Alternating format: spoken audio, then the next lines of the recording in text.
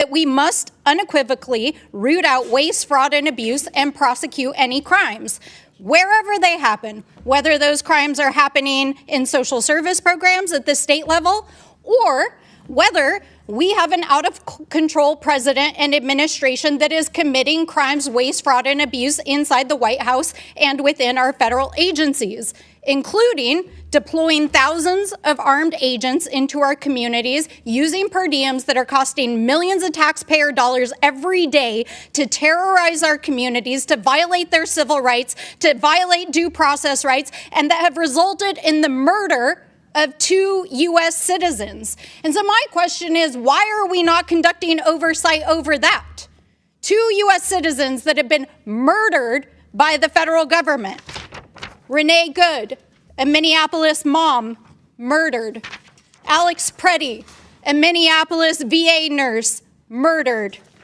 Nurul Amin Shah Alam, a partially blind refugee in Buffalo, New York, dead after being left in a parking lot by DHS without even a pair of shoes on.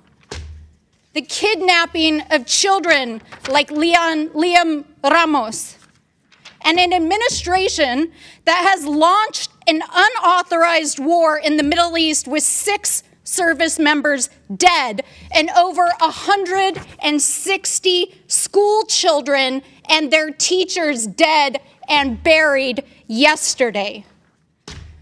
Never in my life have I seen a greater disregard for the Constitution, for the rule of law, for the carelessness for human life and basic human dignity and senseless cruelty than I have seen in this administration, whether that is at home or abroad, and they can't answer the most basic questions about why. And meanwhile, people who should be investigating these crimes are partying and drinking on taxpayer dollars.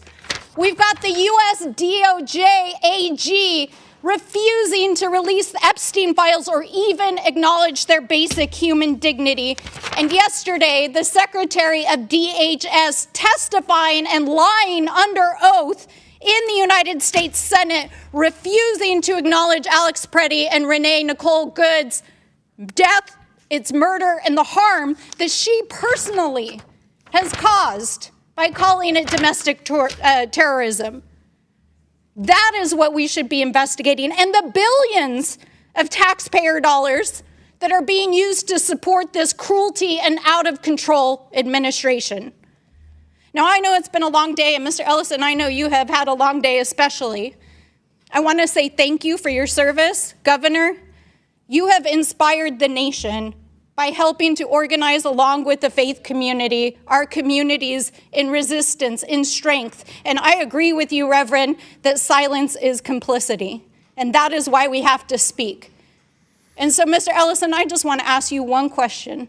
What do you think Congress should be investigating? What should we be investigating here today? Congresswoman, I'd be very grateful if the committee really dug into the use of force policy at ICE. I think it needs greater training. I think it needs clearly better guidelines. I think there needs to be a policy of cooperation between state and federal investigators in the FBI. And I think there should be a general policy that leaders not make statements about blame or guilt, immediately after the tragedy. And they should try to wait and figure out what actually happened before they make those kind of statements that you identified. Thank you, AG. And I'll just say this, I've heard a lot of political theater here today. I think it's disgraceful. Our job as the Oversight Committee, our job is to oversee the administration and the agencies that it executes on, and we are failing the American people, and this administration is failing the world. With that, Stansbury argued that lawmakers should also be investigating what she described as troubling actions by federal authorities. She pointed to reports of heavily armed federal agents being deployed in communities, operations she claimed are costing taxpayers millions of dollars while allegedly violating civil rights and due process. The Congresswoman then raised several specific cases she said deserved greater scrutiny. She referenced the deaths of 2 U.S. citizens, including a Minneapolis mother and a nurse, which she alleged were connected to federal government actions. She also mentioned the case of a refugee in Buffalo who reportedly died after being left in a parking lot by authorities. Beyond those incidents, Stansbury broadened her criticism even further. She accused the administration of showing what she called a dangerous disregard for constitutional principles, the rule of law, and basic human dignity.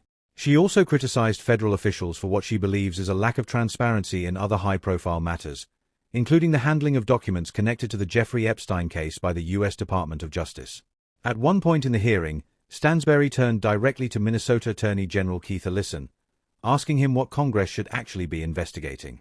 Ellison responded by suggesting that lawmakers take a closer look at the use of force policies within U.S. Immigration and Customs Enforcement, also known as ICE. According to him, those policies may require clearer guidelines, better training, and stronger coordination between federal and state investigators. He also warned that political leaders should avoid making quick statements assigning blame immediately after tragedies, arguing that officials should wait until the facts are fully known. Stansbury closed her remarks by accusing members of Congress of turning the hearing into what she described as political theater. She said the true responsibility of the Oversight Committee is to hold the administration and federal agencies accountable, something she believes is not happening effectively. The chair of the committee responded briefly afterward, noting that the Homeland Security Committee is already investigating some of the deaths mentioned during the discussion. The exchange highlights just how tense and politically charged congressional oversight hearings have become, especially when issues of federal authority, immigration enforcement, and civil rights are involved. And as these investigations continue, the debate over accountability inside government agencies is likely to remain a major point of conflict in Washington.